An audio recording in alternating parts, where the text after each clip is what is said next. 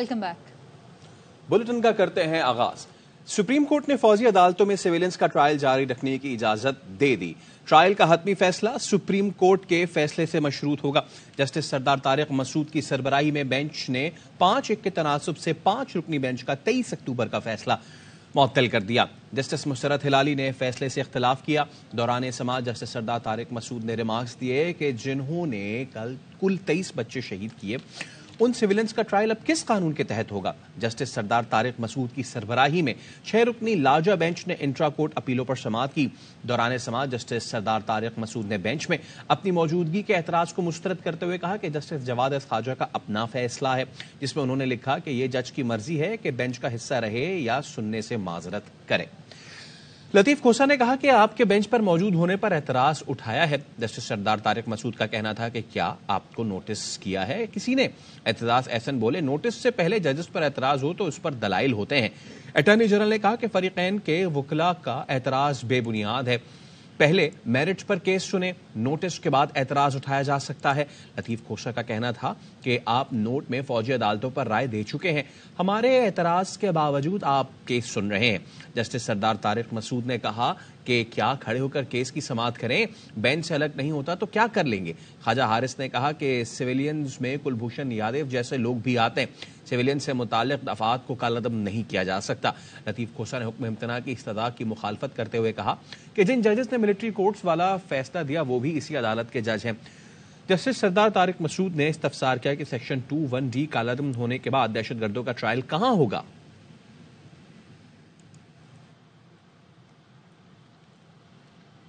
माहिर कानून याहिया फरीद का कहना है कि फैसले से हुकूमत पाकिस्तान के लिए एक रिलीफ और डायरेक्शन मिली है। ये मस्बत और अच्छा फैसला है। माहिर कानून राजा खालिद ने कहा कि दहशतगर्दी और दहशतगर्दों के खात्मे के लिए मिलिट्री कोर्ट को बहाल रखना जरूरी है। जो सुप्रीम कोर्ट का अर्लियर ऑर्डर था जिसमें सिविलियंस के ट्रायल को बार कर दिया था, दैट वाज उससे बहुत प्रॉब्लम्स हो रही थी और दहशतगर्दों को और एंटी स्टेट एक्टर्स को एक बहुत बड़ा प्रीमियम प्रोवाइड कर दिया था कि वो आपकी स्टेट की रिट को टोटली शैटर कर देंगे और आप कुछ भी नहीं कर पाएंगे। रिलीफ है गवर्नमेंट ऑफ पाकिस्तान के लिए एंड स्टेट ऑफ पाकिस्तान के लिए। देखिए पाकिस्तान में जो दहशतगर्दी के वाकयात है वो दिन ब दिन बढ़ते जा रहे हैं। एटलीस्ट एक डायरेक्शन जो है और एक डायरेक्शन और एक मैसेज जो गया है वो बड़ा पॉजिटिव गया है कि पाकिस्तान के अदारों के खिलाफ, पाकिस्तान की मिलिट्री के खिलाफ और मिलिट्री की इंस्टॉलेशंस के खिलाफ अगर आप हमले करेंगे, अगर आप पाकिस्तान फौज को कमजोर करना चाहेंगे तो government of Pakistan and the state of Pakistan will prosecute you और प्रोसिक्यूशन उसकी स्विफ्ट होगी, स्ट्रिक्ट होगी और सख्त कानून के अंडर होंगे। तो ये एक अच्छा फैसला है और देखते हैं कि सुप्रीम कोर्ट इसके ऊपर अब फाइनल फैसला क्या करते हैं। टेररिज्म को कर्ब करने के लिए और इन टेररिस्ट को कंट्रोल करने के लिए जरूरी था कि मिलिट्री कोर्ट्स बहाल रखी जाए और मिलिट्री कोर्ट्स ही इस टेररिज्म को कर्ब कर सकती हैं और ये कोई अनहोनी बात नहीं। 1967 से लेके ऑनवर्ड्स हर दौर के अंदर, चाहे वो सिविलियंस का दौर था या वो किसी मार्शल लॉ डिक्टेटर का दौर था, हर दौर के अंदर सिविलियंस का ट्रायल बाज़ाब्ता तौर पे मिलिट्री कोर्ट्स में होता रहा। साइफर केस में खुसूसी अदालत ने बानी पीटीआई और शाह महमूद कुरैशी पर फर्द जुर्म आयद कर दी। अडियाला जेल में समाअत के दौरान मुल्जिमान ने सेहत जुर्म से इनकार कर दिया। फर्द जुर्म के मंदरजात के मुताबिक खुफिया साइफर को जलसे में लहराया गया और उसके मंदरजात को जेर बहस लाया गया। ऐसा करना ऑफिशियल सीक्रेट एक्ट के तहत जुर्म है। बतौर वजीर आजम बानी पीटीआई को साइफर रखने का कोई इख्तियार न था। साइफर को जानबूझकर अपने मफाद के लिए इस्तेमाल किया गया। इस अमल से मुल्क के तशख़्ख़ुस और कौमी सलामती को नुकसान पहुंचा। ऑफिशियल सीक्रेट एक्ट के तहत खुसूसी अदालत ने इस्तगासा के गवाहों को कल तलब कर लिया। खुसूसी अदालत ने इस्तगासा की शहादतों को तलब कर लिया। समाअत कल तक मुलतवी कर दी गई। खुसूसी अदालत के जज अबुल हसन जुल्क़रनैन ने साइफर केस की समाअत की। वकील सलमान सफदर कहते हैं कि हमारे सामने फर्द जुर्म आयद नहीं हुई, हम सब अंदर थे, हमारे सामने कोई दस्तखत नहीं हुए, हमें मीडिया से पता चल रहा है कि फर्द जुर्म आयद हो गई। आप जो बात बता रहे हैं ना, बड़ी हैरत की बात है। यहाँ इतने सारे गवाह जो अंदर से आए हैं, हमारे सामने कोई चार्ज फ्रेम नहीं हुआ, हमारे सामने कोई दस्तखत नहीं हुए। जज साहब के आगे चार्ज था, वो उन्होंने उस चार्ज को वो देखते रहे और हमारी एप्लीकेशंस पर बहस सुनते रहे। चार्ज फ्रेम हुआ था तो हमें पता होता, और अगर ऐसी कोई एक्सरसाइज हुई है तो this is nullity in the eyes of law. پھر اعتزاز احسن صاحب نے جیسے کہا نا کہ یہ سائفر نہیں ہے، صفر کیس ہے، فیئر ٹرائل نہیں ہے. لاہور پولیس نے نادرا سے 9 مئی جلاؤ گھیراؤ کیس میں ملوث 18 اشتہاری ملزمان کے شناختی کارڈز بلاک کرنے کی درخواست کر دی. نادرا کو لکھے گئے خط میں مراد سعید، اعظم سواتی، حماد اظہر، میاں اسلم اقبال، حافظ فرحت عباس، کرامت علی کھوکھر، علی امین گنڈاپور، شیخ امتیاز، واسق قیوم، عباسی علی، اصغر منڈا، مسرت جمشید چیمہ، احمد نیازی، زبیر نیازی، اسد زمان چیمہ، سعید احمد سندھو، ملک ندیم عباس، غلام محی الدین دیوان کے نام شامل ہیں.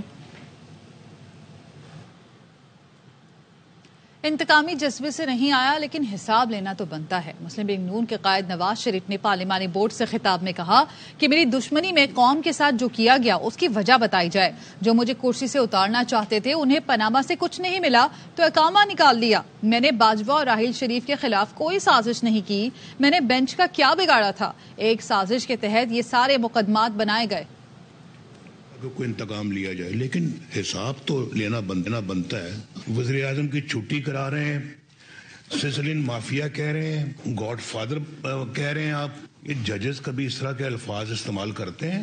مقدمے دائر کرنے جھوٹے، وہ بھی اسی بینچ کا آرڈر تھا کہ اس کے خلاف مقدمے کیے جائیں نواز شریف کے خلاف. نیب کا اپنا فیصلہ نہیں تھا، جج بٹھا دیا. جس جج نے میرے خلاف فیصلہ سنایا تھا مانیٹرنگ جج لگا دیا. یہ مطلب یہ کہ جی آپ نے انشور کرنا ہے کہ نواز شریف کو سزا ہوگی. میں نے تو جنرل باجوہ کے خلاف کوئی سازش نہیں کی، جنرل راحیل شریف کے خلاف کبھی سازش کی ہے. میری دشمنی میں نے کیا بگاڑا تھا؟ وہ اس بینچ کا دکھ ہمیں دیے گئے ہیں، اس کا کوئی مداوع ہے؟ وہ زخم ہے جو کبھی بھریں گے نہیں، اور اپنی ذات کے لیے بالکل نہیں کر رہا. آپ یہ توقع کریں بھی نہ. 3 دفعہ وزیر اعظم بننے کے بعد میں اپنی ذات کے لیے کوئی بات کروں گا. اگر کوئی بدحالی میں بدلتا ہے تو میرا سب سے بڑا دشمن وہی ہے، اس قوم کا دشمن وہی ہے. تو مجھے اس کو معاف کوئی اختیار نہیں. اگر ہمیں وہی سیاست کرنی ہے، ایک دوسرے کی ٹانگیں کھینچنی ہے، تو پھر ہم مہنگائی کا مقابلہ کر سکیں گے، نہ ہی بے روزگاری کا. بانی پی ٹی آئی اور پی ڈی ایم مسائل کا حل نکالنے میں اسی وجہ سے ناکام رہے. سیاسی جماعتوں نے ضد کو مسائل سے اوپر رکھا. بلاول بھٹو کا پشاور ہائی کورٹ بار سے خطاب.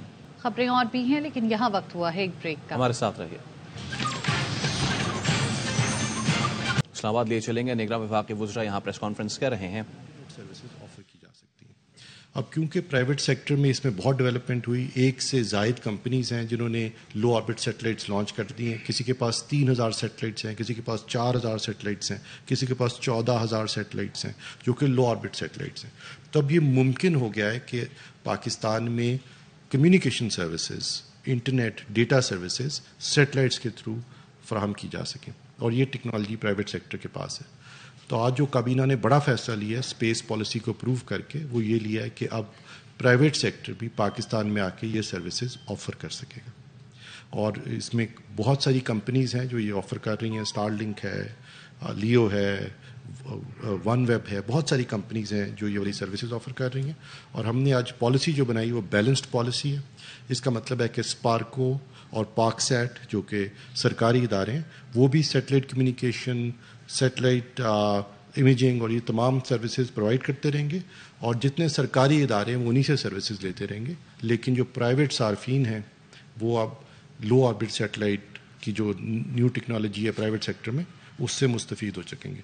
اب جی ہم نے جو قدم لیا، اب اس کا آف کورس اگلے جو لاجیکل سٹیپس ہیں وہ یہ کہ یو وڈ سی کہ پاکستان میں اگلے مہینے 2 کے اندر یہ پرائیویٹ کمپنیز اپنی سروسز آفر کرنا شروع کر دیں گی. اور یہ جو اسپیس پالیسی بنائی گئی اس میں اس کو بہت، کیونکہ اسپارکو ہمارا نیشنل اسپیس پروگرام ہے، اس کو پروٹیکٹ کرنا، اس کے لیے فنڈنگ کریٹ کرنا تاکہ اس کی جدت میں، اس کی ایڈوانسمنٹ میں ان پیسوں کو انویسٹ کیا جا سکے. وہ تمام ماڈل جو تشکیل دیا گیا وہ یوں دیا گیا کہ پرائیویٹ سیکٹر آ کے سروسز آفر بھی کر سکے، ان کے ریونیو سے ایک فنڈ بن جائے، اس فنڈ کو ہم اپنے اسپیس پروگرام میں استعمال کریں تاکہ اسپارکو بھی اپنی نئی سیٹلائٹس بنا سکے، اس کے اوپر تحقیق کر سکے، اور جو نیشنل ہمارا اسپیس پروگرام ہے اس کو ہم فنڈ کر سکیں. تو یہ نیشنل اسپیس پالیسی ہے. اس کو تقریباً 3 ماہ لگے ہیں. دس از بٹوین آس، SUPARCO, S P D PakSat and ministry of defence. تو اس میں بہت سارے اسٹیک ہولڈرز انوالو تھے جن کی کنسلٹیشن کے بعد فائنلی پالیسی تشکیل دی گئی جو آج کیبنٹ نے اپروو کر دی. دوسرا بڑا فیصلہ یہ ہے کہ پاکستان میں آپ سب دیکھتے ہیں کہ اب آہستہ آہستہ کیونکہ ہر چیز ڈیجیٹائز ہو رہی ہے, ہم تمام سوشل میڈیا استعمال کرتے ہیں, تو سائبر کرائم کے جو واقعات ہیں وہ بھی بڑھ رہے ہیں, ان کی نوعیت بھی جو ہے سنگین ہوتی جا رہی ہے اور وہ وائڈ اسپریڈ ہے. اور سائبر کرائمز میں بہت طرح کے فائنینشیل کرائمز شامل ہیں, سوشل میڈیا کے اوپر ہراسمنٹ ہے, and so on and so forth. بہت سارے سائبر کرائم, سائبر بولنگ اب کامن ہوتی جا رہی ہے کیونکہ ہر کوئی سوشل میڈیا استعمال کرتا ہے, ہر کوئی ڈیجیٹل ٹیکنالوجی استعمال کرتا ہے کمیونیکیٹ کرنے کے لیے, کنیکٹ کرنے کے لیے. تو اب اور کیونکہ اب یہ کام کی نوعیت ایسی ہے کہ اس کے لیے آپ کو اسپیشلائزڈ اسکل بھی چاہیے, اس کے لیے آپ کو اسپیشلائزڈ اکوپمنٹ بھی درکار ہے, اور اس کے لیے آپ کو اسپیشلائزڈ فوکس بھی چاہیے. یہ آج سے پہلے جو سائبر کرائم کو انویسٹیگیٹ کرنے کا میکینزم تھا وہ FIA کے پاس تھا. اس کی جگہ پہ اب ایک نئی ایجنسی تشکیل دی گئی ہے جس کا نام نیشنل سائبر انویسٹیگیشن اتھارٹی ہے, NCCIA, جس کی آج کیبنٹ نے اپروول دی ہے. اور اب سائبر کرائم کو انویسٹیگیٹ کرنے کے لیے یہ والی ایجنسی جو کہ اس کام کے لیے ڈیڈیکیٹڈ ہے اس کو استعمال کیا جائے گا. اور FIA اب سائبر کرائمز کو investigate over time gradually hand over کر دے گا ٹو دس نیو ایجنسی جو کہ national cyber crime investigation agency ہے. تو اس کے لیے خبریں اور بھی ہیں لیکن یہاں وقت ہوا ہے ایک بریک. ہمارے ساتھ رہیے.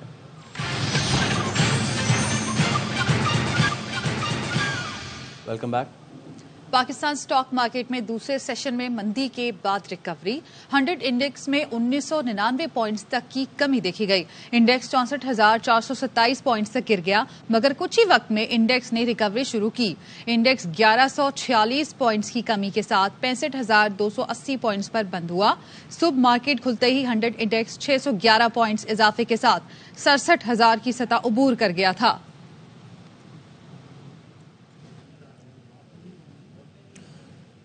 اقوام متحدہ کی جنرل اسمبلی نے بھاری اکثریت سے غازہ میں فوری جنگ بندی کی قرارداد منظور کر لی. 153 ملکوں نے قرارداد کے حق میں ووٹ دیا جبکہ امریکہ اور اسرائیل سمیت 10 ملکوں نے قرارداد کی مخالفت کی. 23 ملکوں نے ووٹنگ میں حصہ نہیں لیا. اقوام متحدہ میں فلسطین کے مندوب نے جنرل اسمبلی میں جنگ بندی کی قرارداد کی منظوری کو تاریخی دن قرار دیا. ان کا کہنا ہے کہ قرارداد سے بھرپور پیغام گیا ہے, جارحیت کو روکنے تک ایسے اجتماعی فرض کو انجام دیتے رہنا ہوگا. فلسطینی مندوب نے پاکستان کے کردار کو سراہا اور منیر اکرم کو قرارداد سے متعلق وکالت ادا کرنے پر شکریہ ادا کیا. کنگز نے PSL 9 کے لیے کپتان کا اعلان کر دیا. شان مسعود کراچی کنگز کے کپتان مقرر. کراچی کنگز کے اونر سلمان اقبال نے ٹیم کیپٹن کا اعلان کیا. کہتے ہیں ہم PSL کے نوے ایڈیشن کے لیے پرجوش ہیں. مینجمنٹ نے فیصلہ کیا ٹیم کو ری بلڈ کیا جائے. شعیب ملک ریڑھ کی ہڈی ہوں گے. ڈرافٹ میں کوشش کریں گے اچھے کھلاڑیوں کا انتخاب کریں. فینس سے درخواست ہے کراچی کنگز کو سپورٹ کریں اور بھرپور تعداد میں اسٹیڈیم آئیں.